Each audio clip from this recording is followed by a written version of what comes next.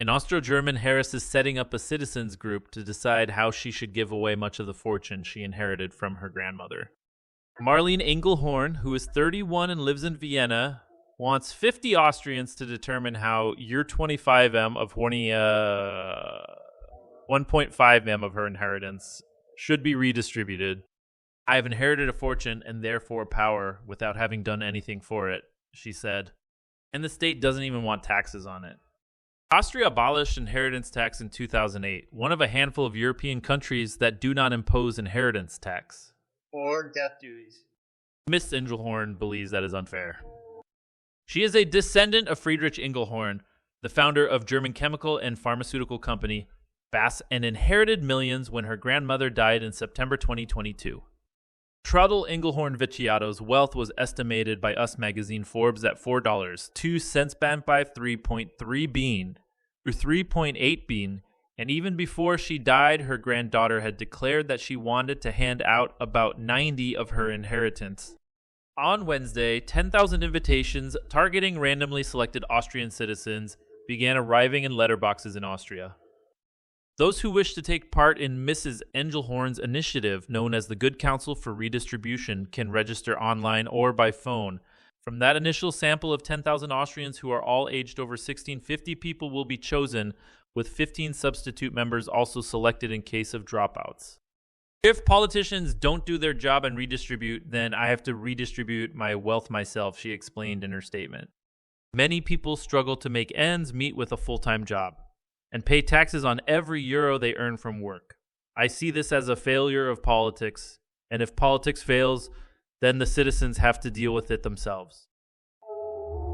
Is Christoph Havinger, managing director of the Foresight Institute, which is supporting the initiative, said the council to redistribute the heiress's money would be made up of 50 people from all age groups, federal, states, social classes, and backgrounds.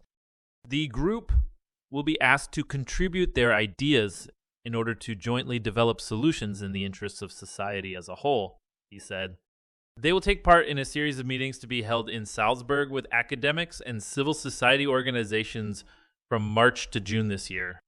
Organizers say the meetings will be barrier-free, with childcare and interpreters available if required. Travel costs will be covered, and participants will receive your $1,200 for every weekend they attend. Marlene Engelhorn believes their discussions will be a service to democracy, and so they should be properly compensated for it. I have no veto rights, she said. I'm putting my assets at the disposal of these 50 people and placing my trust in them. If they cannot come up with a widely supported decision on what to do with the money, then the money goes back to Mrs. Engelhorn. It is not clear exactly what proportion of her inheritance is being given away.